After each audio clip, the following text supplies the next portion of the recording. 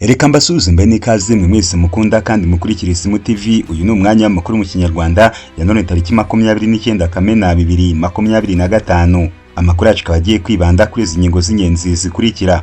Mu makuru yacu turakubwira ko Museveni yizeye ko ubukungu bwa Uganda buzagera kuri miliyari 500 z'amadolari mu myaka 5. Mu yandi makuru kandi turakubwira ko undi muyobozi ukomeye wa Hamas yishwe. Amakuru yacu turayasoreza kuri inkuru ivuga ko Uburusiya na Ukraine bigiye gusubira mu biganiro. Na makuru mwateguriwe kandi mugiye kugezwa nanjye Jean Haririmana. Ngusaba gukora subscribe, share, comment ku Isimu TV kugira ngo amakuru n'ibiganiro byacu bikomeze kugera umunsi ku wundi. Amakuru ku buryo burambuye ni mukanya. Ikaze mu makuru yacu ku buryo burambuye. Reka tuyahere kuri inkuru ivuga ko Museveni yizeye ko ubukungu bwa Uganda buzagera kuri miliyari 500 z'amadolari mu myaka 5. Perezida Yoweri Kaguta Museveni kuri uyu wa 28 Kamena 2025 yatangaje ko afite icyizere cyo kugeza umusaruro mbumbe wa Uganda kuri miliyari 500 z'amadolari y'Amerika mu myaka 5 iri imbere. Uyu mukuru w'igihugu yabitangaje ubwo yamenyeshaga abaturage ba Uganda ko yifuza gukomeza kuyobora ishyaka rya NRM ndetse no kurihagararira mu matora ya perezida ateganyijwe mu mwaka utaha. Yasobanuye ko ubwo yajyaga ku butegetsi mu cya 1986 ubukungu bwa Uganda bwazamutse binyuze mu byiciro bitanu. Ati kandi NRM yiteze ko iki gihugu kizaba gifite ubukungu bwa miliyari 500 z'amadolari mu myaka 5 iri imbere. Museveni yagaragaje ko kugira ngo iyi ntego igerweho NRM idakeneye abayobozi bo mu rwego rw'uturere bamunzwe na ruswa cyangwa se badaharanira inyungu z'igihugu, ahubwo ko ikeneye abumva amahame y'iri shyaka. Banki y'Isi igaragaza ko muri 2023 umusaruro mbumbe wa Uganda wiyongereyeho 5.3% ugereranyije na 2022 kuko wageze kuri miliyari 48 zirenga z'amadolari ivuye kuri miliyari 45 zirenga z'amadolari. Ahangaha Banki Nyafurika itsura amajyambere BAD igaragaza ko umusaruro mbumbe wa Uganda uzakomeza kuzamuka bigizwemo uruhare n'ishoramari kubikomoka kuri peteroli n'iterambere ry'ubucuruzi. Mu yandi makuru kandi turayakomereza kuri inkuru ivuga ko undi muyobozi ukomeye wa Hamas yishwe. Umwe mu bashinzwe umutwe wa Hamas, Hakem al-Issa, byemejwe ko yishwe n'ingabo za Israel. Hakem al-Issa yabaye umugaba mukuru wa Hamas ndetse yari umuyobozi w'ishami rishinzwe gutanga ubufasha mu gisirikare cy'uyu mutwe. Yiciwe mu gace ka Sabra mu nkengero za Gaza. Igisirikare cya Israel cyatangaje ko Issa yari umwe mu bantu bafite amakuru akomeye kuri Hamas ndetse yari no mu bayobozi bakuru bateguye bimwe mu bitero bikomeye uyu mutwe wagabye mu bihe bitandukanye.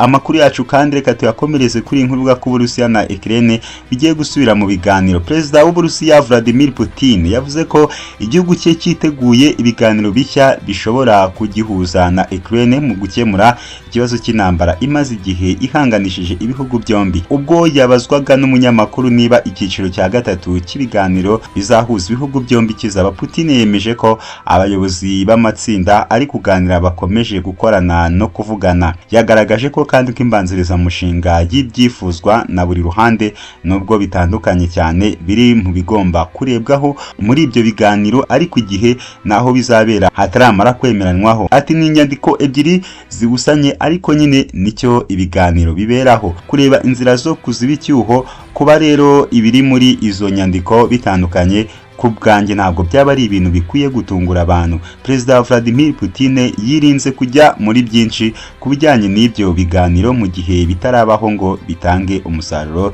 byitezweho. Ubwo impande zombi ziheruka kugirana ibiganiro byabereye Istanbul, buri ruhande rwatanze ibyifuzo by'uko rubona ibintu n'inzira ishobora kuganisha ku gusinyana amasezerano y'amahoro, banemeranya guhererekanya imfungwa z'intambara. Uburusiya kandi bwafashe icyemezo cyo gutanga imirambo y'abasirikare ba Ukraine baguye ku rugamba. Perezida Vladimir Putin yavuze ko kuva icyo gihe Uburusiya bumaze gushyikiriza Ukraine imirambo igera ku 6,000 kandi bwiteguye gutanga indi mirambo igera ku 3,000. Ati ubu ni ku ruhande rwa Ukraine kwemera kwakira imirambo y'abasirikare babo baguye ku rugamba. Kumvikanye ko icyo cyiciro nikimara kurangira tuzakomeza ibiganiro ku nshuro ya gatatu. Muri rusange turiteguye, hasigaye gusa kumvikana ku gihe n'ahantu. Putin yashimiye perezida wa Turkiya Recep Tayyip Erdogan ku ruhare rwe mu gushyigikira ibiganiro, aca amarenga ko bishobora kongera kubera muri Turkiya.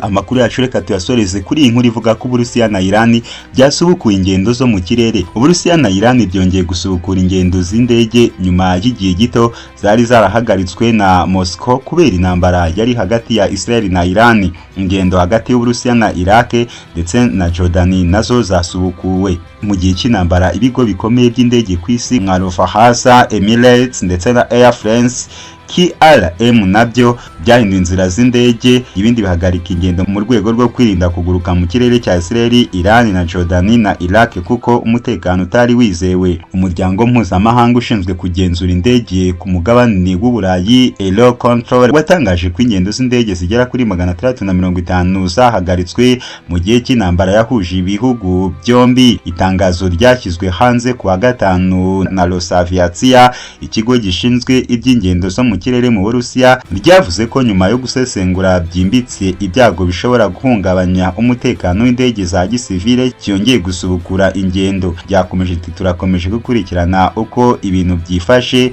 mu burasirazuba bwo hagati, nibiramuka bihindutse bikomeye ibigo by'indege bizahita bibimenyeshwa. Indege ya mbere yavuye muri Iran nyuma y'ihagarikwa ry'izi ngendo yageze ku kibuga cy'indege cya Sheremetyevo i Moscow kuwa gatanu. Iyo ndege ya Mahan Air yari ivuye mu mujyi wa Mashhad uri mu burasirazuba bwa Iran, ni mu gihe indi ndege yasubiye i Mashhad saa 6 z'amanywa. Ikigo cya Aeroflot nacyo cyasubukuye kugurisha amatike ajya i Tehran, aho indege ya mbere iteganyijwe kuwa 4 Nyakanga ikazajya ikora gatanu mu cyumweru. Kwa 13 nibwo Israel yagabye ibitero bikomeye byo mu kirere ku birindiro bya gisirikare n'inganda z'intwaro za kirimbuzi bya Iran. Ni igitero cyagabwe bivuga ko Israel ishaka kuburizamo gahunda ya Iran yo gukomeza gukora intwaro za kirimbuzi, ndetse na Leta Zunze Ubumwe za Amerika zaje kwifatanya nayo zirasa ku bigo bitatu bikomeye bya Iran. Iran nayo yasubije Israel mu kwihimura, irasa ibisasu mu bice bitandukanye bya Israel ndetse byanaciye intege indege z'ubwirinzi bw'icyo gihugu. Ni amakuru mwateguriwe kandi mwagezwagaho nanjye Jean Harerimana. Musaba gukora subscribe, share, comment ku Isimu TV kugira ngo amakuru n'ibiganiro byacu bikomeze kugereho umunsi ku wundi.